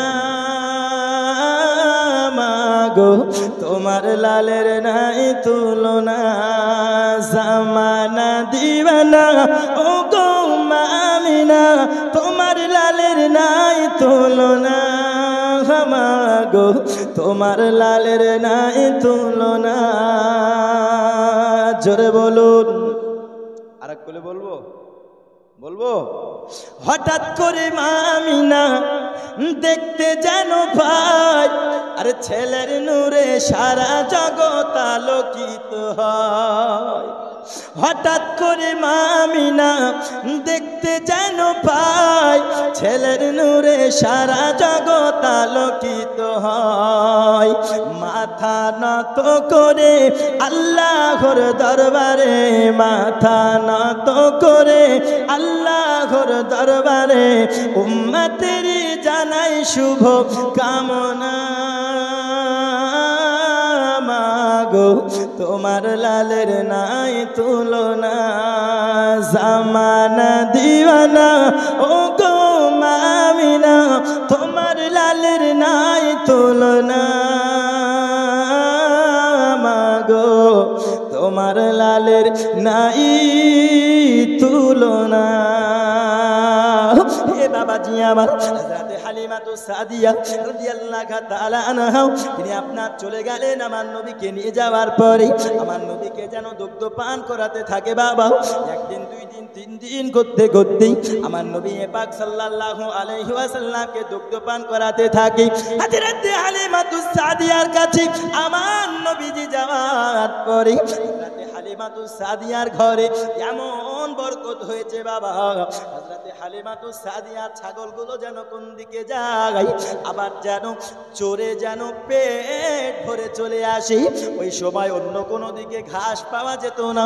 ওই জায়গার অন্যান্য মালিকেরা তাদের রাখালকে বকতে থাকতো, আমার গোলাম, তোমরা আমাদের ছাগলগুলো কেন ভালো করে চড়াতে পারো না? আমরা তো দেখতে পাই আমাদের ছাগলের পেট ভরে না, তোমরা ওইখানে কেন নিয়ে যাও না যেখানে হালিমার ছাগলগুলো যায়?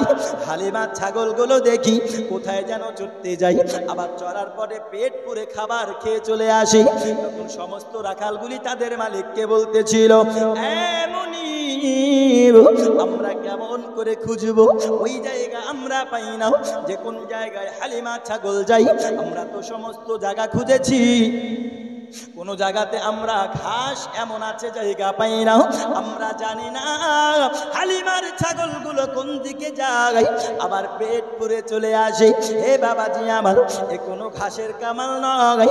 ঘাস পাওয়ার কারণ হলো আমার নবী পাক আসার কারণে আল্লাহর তরফ থেকে রহমত।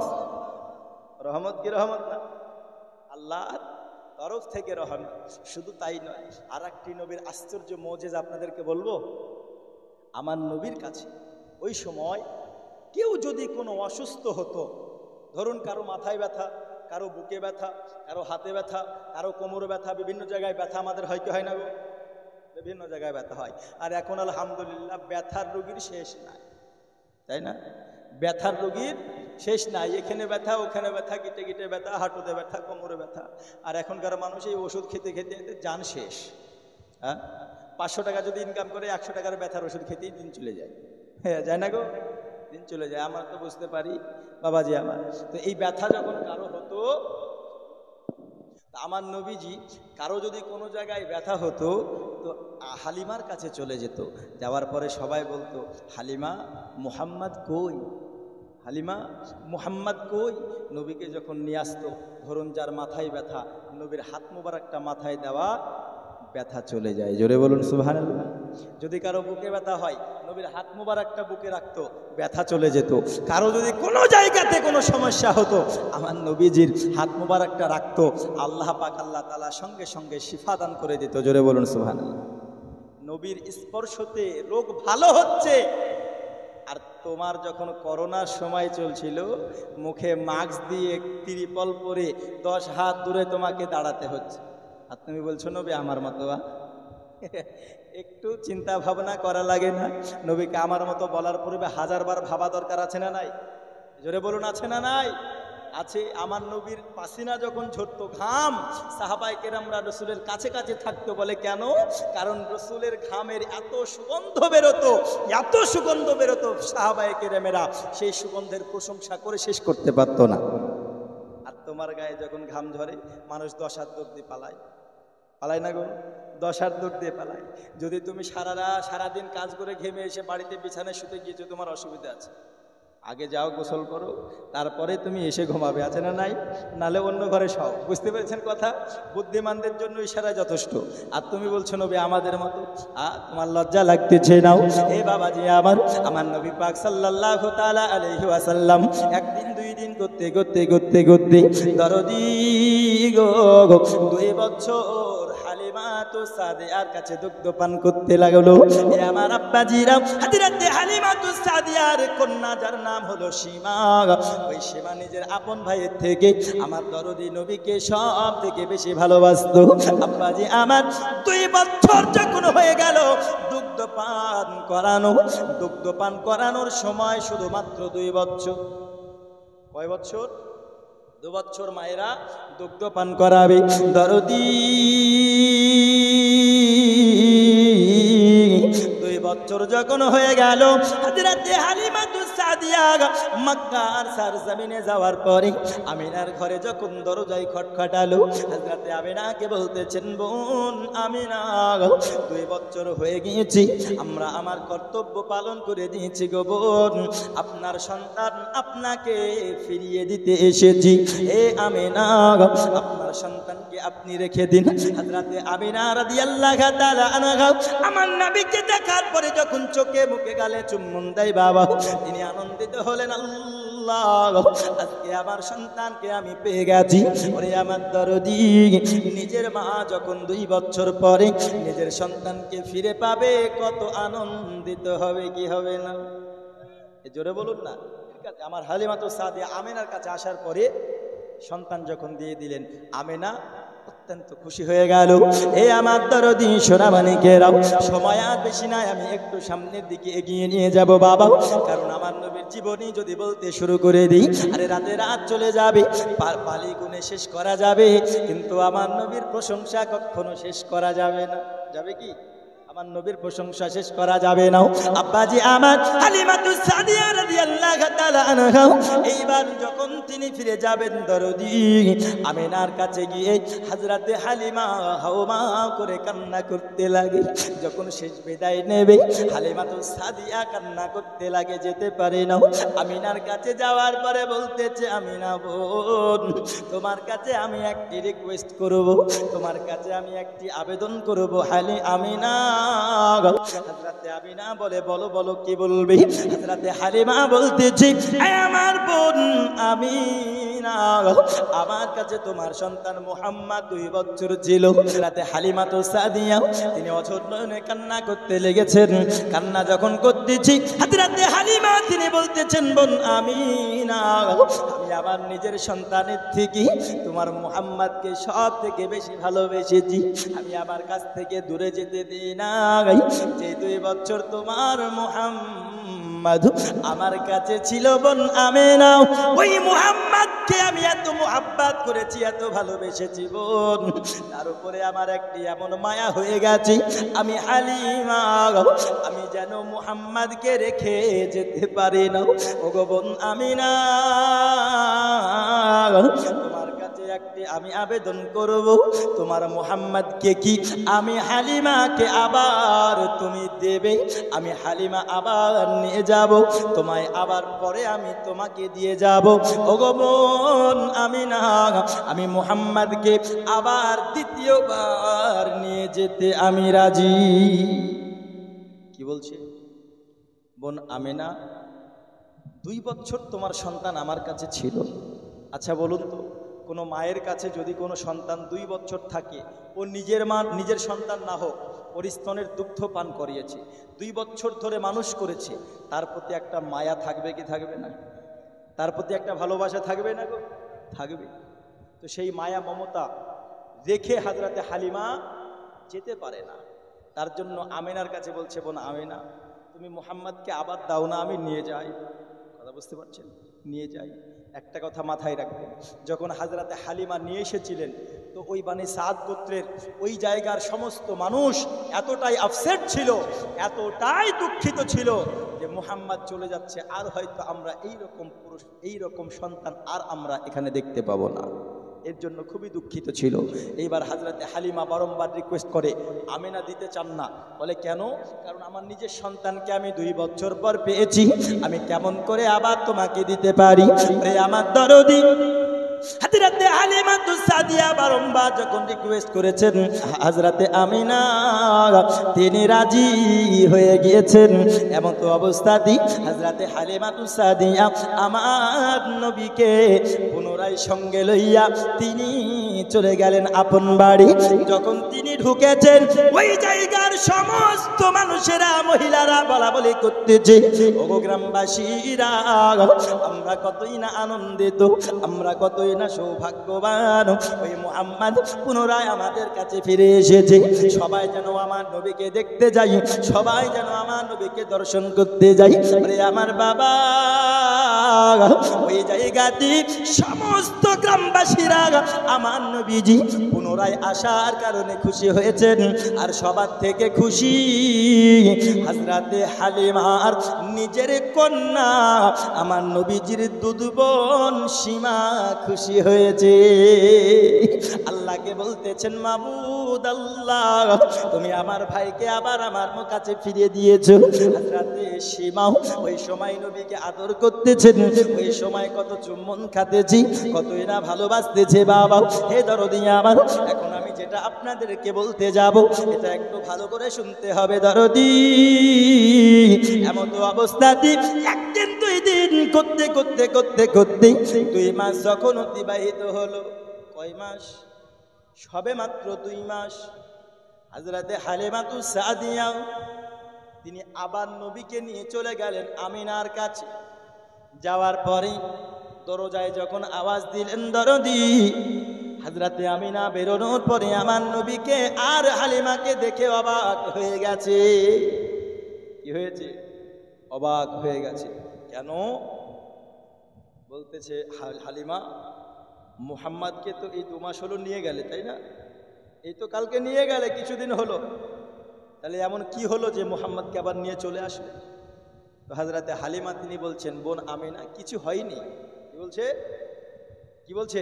কিছু হয়নি।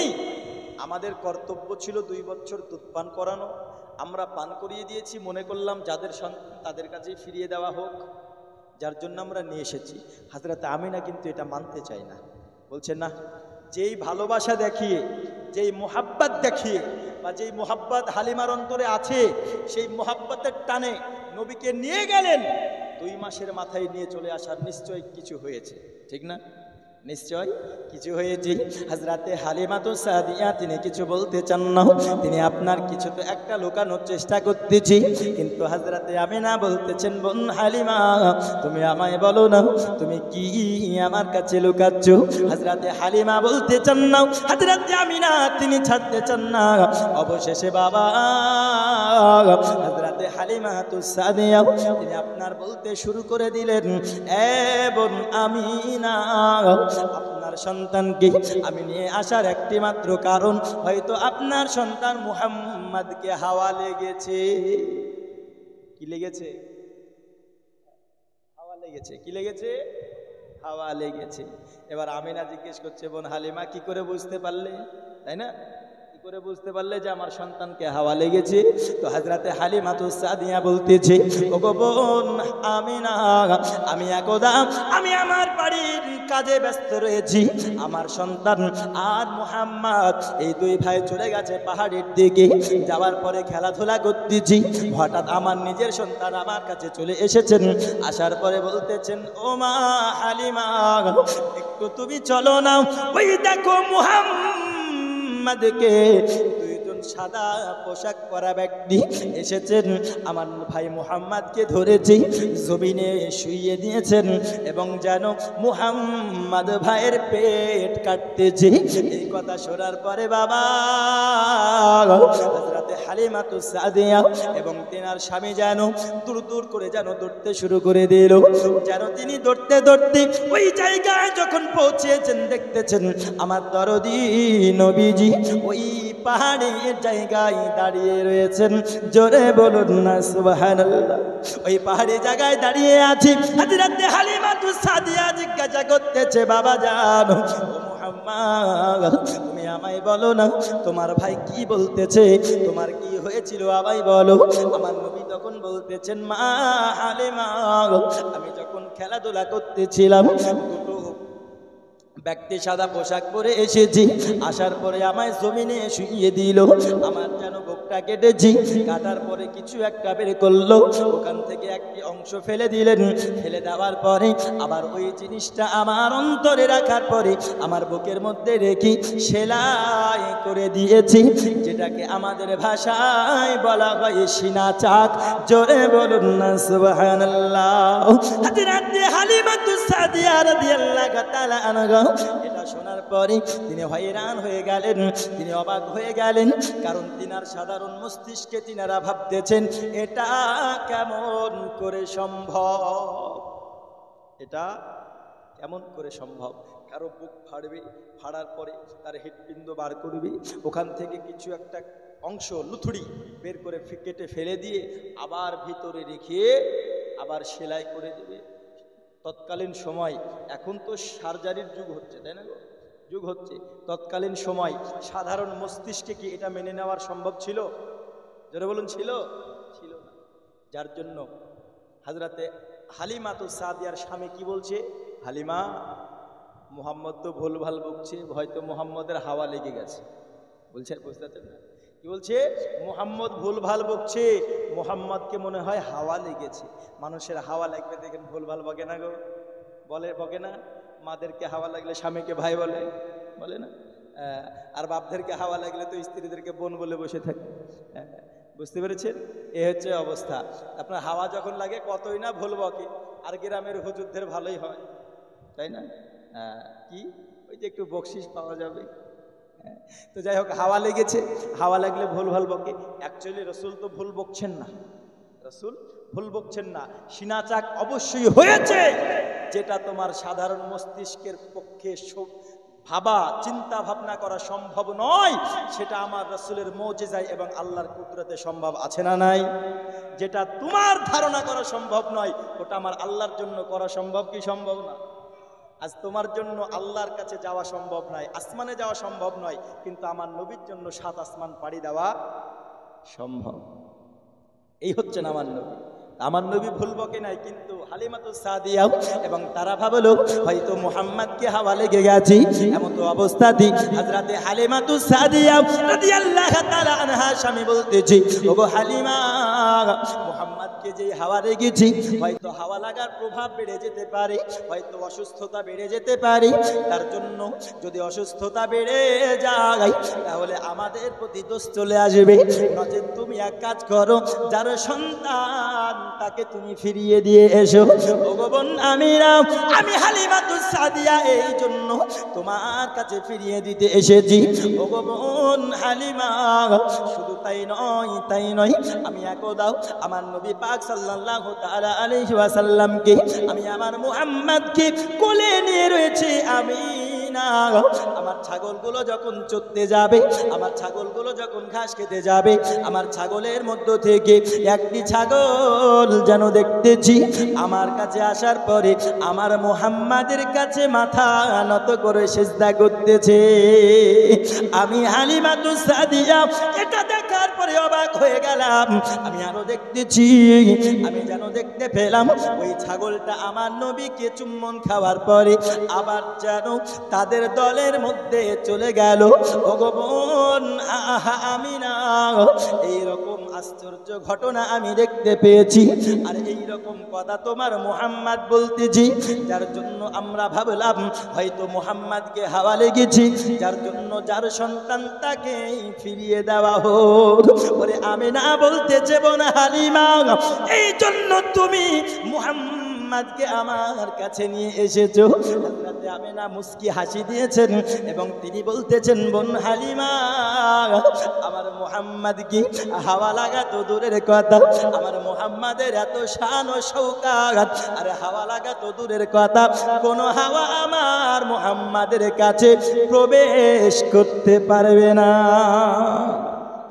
পারবে? পারবে না। আমার মুহাম্মদ তুমি যেটা দেখতেছো, আজ তো তুমি 2 বছর হলো তুমি দেখছো এই রকম আশ্চর্য, এই রকম মুজিজা, এই রকম আশ্চর্য কথা।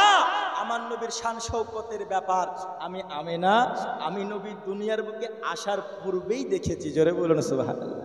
দেখছি আমি নবী যখন আমার গর্ভে ছিল, নবীগণ এসে আমাকে আহলান সাহলান মারহাবা জানাই, পাখিগুলো আমাকে যেন সুসংবাদ জানাই। আমার নবী যখন আমার গর্ভে ছিল, আমি আমেনা বুঝতে পারিনি, আমি আমেনাকে ভারী লাগেনি, আমি আমেনাকে দেখছি গাছপালা যেন সেজদা করতেছে নবীর মহাব্বতে। জোরে বলুন সুবহানাল্লাহ। এইরকম আশ্চর্য ঘটনা ঘটেছে বোন হালিমা। এই জন্য ঘটে যে তোমার কোলে যে সন্তান আছে, আমার সন্তান মুহাম্মদ, কসম খোদার করে বলি, এ কোনো সাধারণ কোনো সন্তান নয়, এ যাত্রার মতো নয়। কসম খোদার, আল্লাহ পাক আল্লাহ তাআলা এর শান ও শওকত উঁচু করে রেখেছেন। জোরে বলুন সুবহানাল্লাহ। শান ও শওকত উঁচু করে রেখেছে। এই হচ্ছেন আমার নবী। হযরতে হালিমা বুঝেছেন যে এ কোনো সাধারণ ছেলে নয়। আর আজকের কিছু মানুষ বলছে সাধারণ আমাদের মতো, বলছে না? হ্যাঁ বলছে। একটা কথা বলি আপনাদেরকে, রাসূল সাল্লাল্লাহু আলাইহি ওয়াসাল্লাম, আচ্ছা বলুন তো, প্রত্যেকের স্বপনে শয়তান রূপ ধরে এসে, আপনার আমার রূপ ধরে এসে ধোঁকা দিতে পারে কি পারে না? জোরে বলুন না, পারে কি পারে না? ধোঁকা দিতে পারে। আর মানুষকে ধোঁকা দেয়ও, দেয় না গো? দেয়। রাসূল সাল্লাল্লাহু আলাইহি ওয়াসাল্লাম বলছেন, স্বপনে যেই ব্যক্তি আমাকে দেখলো, সুতরাং সে আমাকেই দেখলো, কারণ শয়তান আমার রূপ ধারণ করতে পারে না। জোরে বলুন সুবহানাল্লাহ। শয়তান আমার রূপ ধারণ করতে পারে না। কেন পারে না? কারণ শয়তানও জানে যে আমি নবীর মতো নয়। শয়তান ও জানে আমি রূপ ধারণ করতে কেন পারবো না, কারণ আমি নবীর মতো নয়। শয়তান যেখানে স্বীকার করছে যে আমি নবীর মতো নয়, তাহলে আজকালকার কিছু মুসলমান যারা বলছে যে আমি নবীর মতো, তাহলে চিন্তা করুন ওরা শয়তানেরও বড় ভাই, ওরা শয়তানেরও বড় ভাই। এই সব মানুষের থেকে ঈমানকে রক্ষা করার জন্য এদের থেকে দূরে থাকা দরকার আছে না নাই? জোরে বলুন আছে না নাই? এরা হচ্ছে ঈমান চোর। আর এদের বিভ্রান্তিকর বক্তব্যে পড়লে, এদের পাল্লায় পড়লে ঈমান হারাবে, নবীর ভালোবাসা হারাবে, ঈদ মিলাদুন নবী হারাবে, মুহররমে হযরত হাসান হোসেনকে স্মরণ করা হারাবে, ফাতিহা খানি হারাবে, আল্লাহর ওলি হারাবে, ঈমানটা হারাবে। আপনার সঙ্গে জাহান্নামের শুধু আধার তফাৎ থাকবে, মরলেই জাহান্নাম। কথা বুঝতে পারলেন না? মরলেই জাহান্নাম। সর্বপ্রথম ঈমান ও আকীদা মজবুত রাখা দরকার আছে না নাই? জোরে বলুন আছে না নাই? আছে। বাবাজি, শুধু জীবনী শুনলে হবে না, নবীর জীবন যেইভাবে অতিবাহিত হয়েছে সেই রকম জীবন আমাদেরকে অতিবাহিত করা দরকার আছে না নাই? নবীর উপাধি ছিল আল আমিন। কেন? কারণ সারা মক্কার জামিনে আমার নবী জিন্দেগিতে কোনোদিন মিথ্যা কথা বলেনি। জোরে বলুন সুবহানাল্লাহ। এই নবীর মতো আচরণ আমাদের কবে হবে?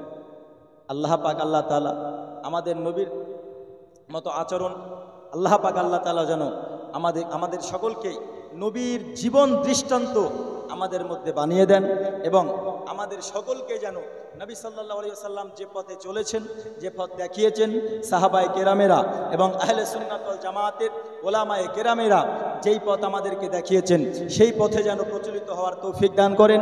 সকলে বলি আল্লাহুম্মা আমিন। একটু জোরে বলি আল্লাহুম্মা আমিন।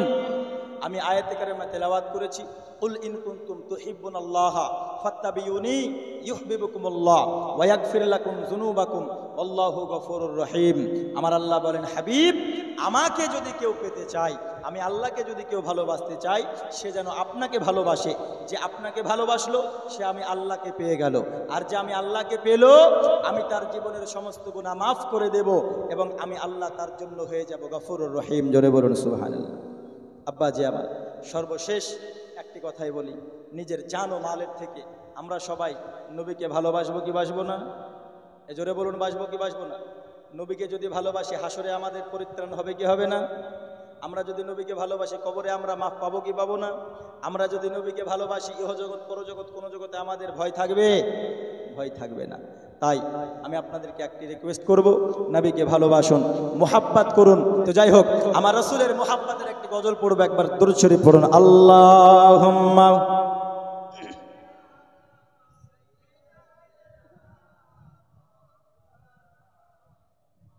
ওয়া আলা আলিহি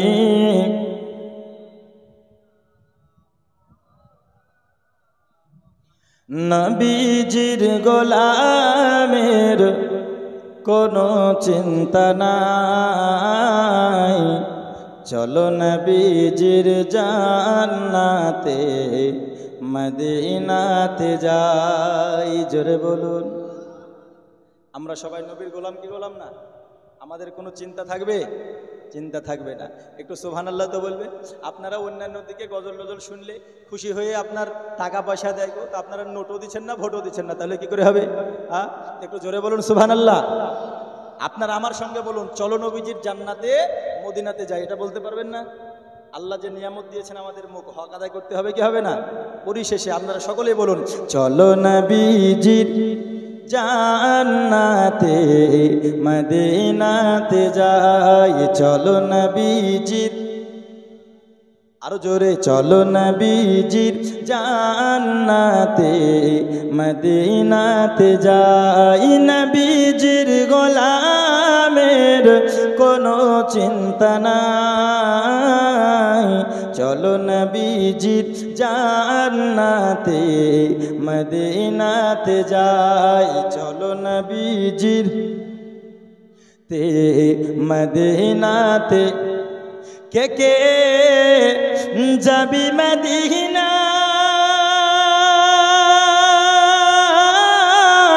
ওরে মদিনাতে কাঁদেন নবী উম্মতের মায়া। কে কে যাবি মদিনা, ওরে মদিনাতে কাঁদেন নবী উম্মতের মায়া। দিন রজনী কাঁদেন তিনি, দিন রজনী কাঁদেন তিনি আপন রওজায়। চলো নবীজির জান্নাতে মদিনাতে যাই, চলো নবীজির জান্নাতে মদিনাতে যাই। নবীজির গোলামের কোনো চিন্তা নাই, চলো নবীজির মদিনাতে যাই, চলো নবীজির জান্নাতে মদিনাতে। কঠিন হাসরের দিনে আরে জান্নাতে যাবে না নবী উম্মত বিনে। কঠিন হাসরের দিনে আরে জান্নাতে যাবে না নবী উম্মত বিনে।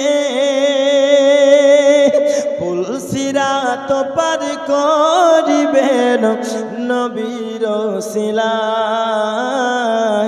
চলো নবীজির জান্নাতে মদিনাতে যাই, চলো নবীজির জান্নাতে মদিনাতে যাই। নবীজির গোলামের কোনো চিন্তা নাই, চলো নবীজির জান্নাতে মদিনাতে যাই। জোরে বলুন, আরো জোরে। কঠিন একটি ছন্দ, যে জন নবীর আশিকান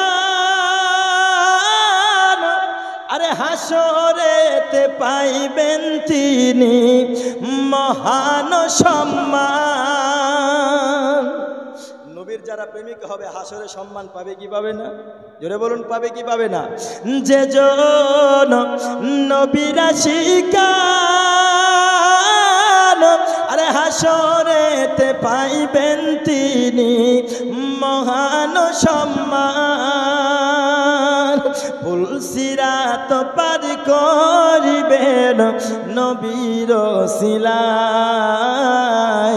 চলো নবীজির জান্নাতে মদিনাতে যাই, চলো নবীজির জান্নাতে মদিনাতে যাই। নবীজির গোলামের কোনো চিন্তা নাই, চলো নবীজির জান্নাতে মদিনাতে যাই। আল্লাহুম্মা সাল্লি আলা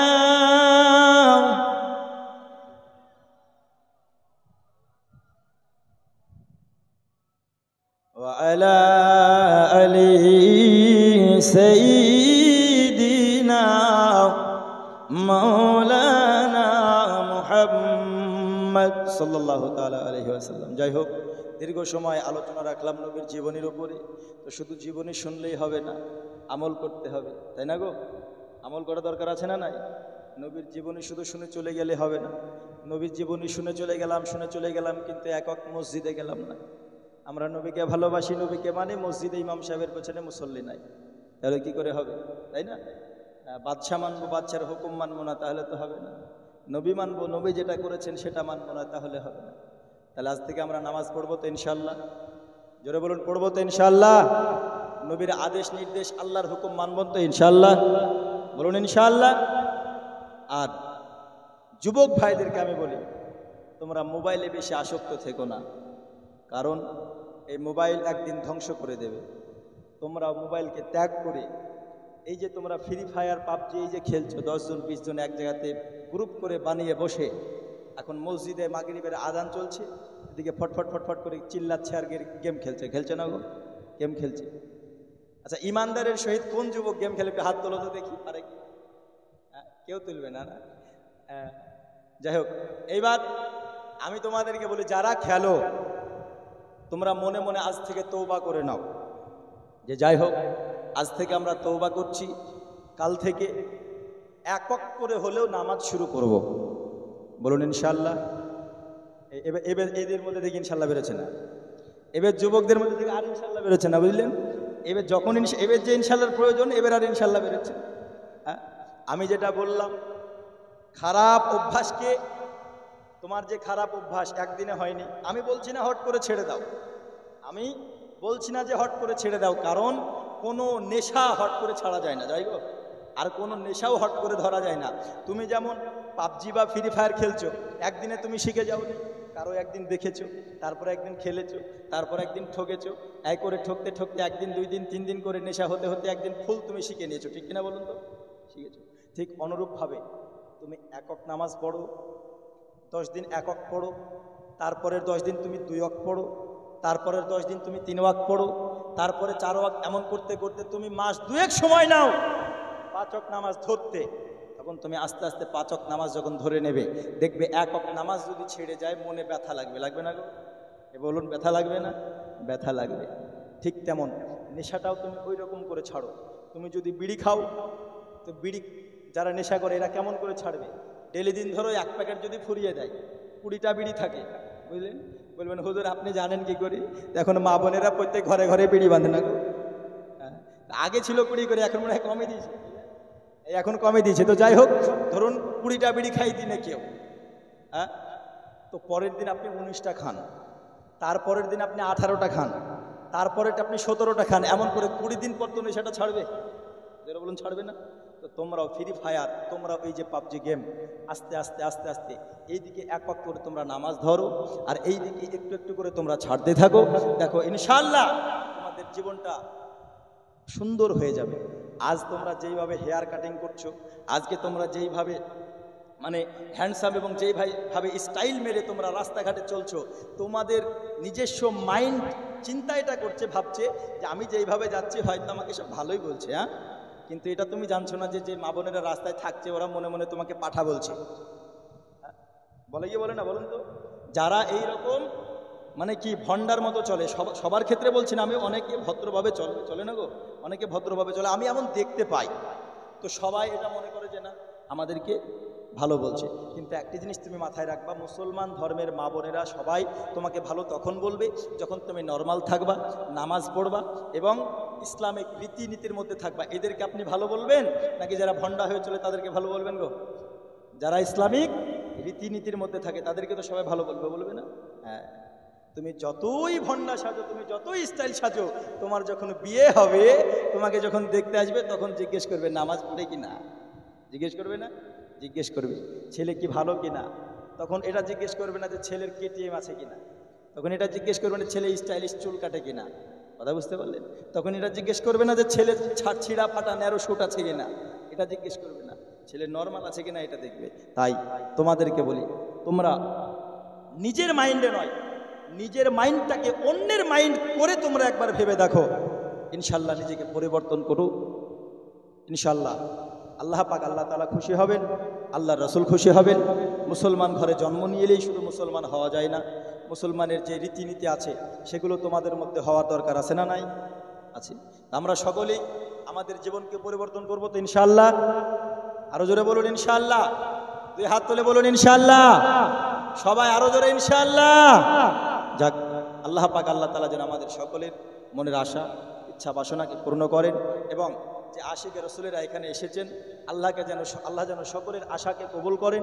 এবং এই যে গ্রামবাসী এবং এই কমিটি এই উদ্যোগ নিয়ে ঈদ মিলাদুন্নবী নবীর মোহাব্বতে এরকম আয়োজন করেছেন, আল্লাহ যেন তাদেরকে প্রতি বছর নবীর মোহাব্বতে এইরকম ঈদ মিলাদুন্নবী উদযাপন করার তৌফিক দান করেন। সকলে বলে আল্লাহুম্মা আমিন, আল্লাহুম্মা আমিন। নবীর প্রতি ভালোবাসা রেখে আমার আল্লাহ যেন আমাদের ঈমানকে নূরে নূরান্বিত করে দেয়। সকলে বলে আল্লাহুম্মা আমিন। এই বলে সংক্ষিপ্ত আলোচনা আমি ইতি করলাম। আমার নবী নূরের নবী, তুলনা কিন্তু তার নাই। তুলনা আছে? নাই। তাই কবি বলছেন, আমার নবী নূর নবী, তুলনা যার নাই, তার তাজিমে সবাই দাঁড়িয়ে সালাম জানায়। ইয়া নবী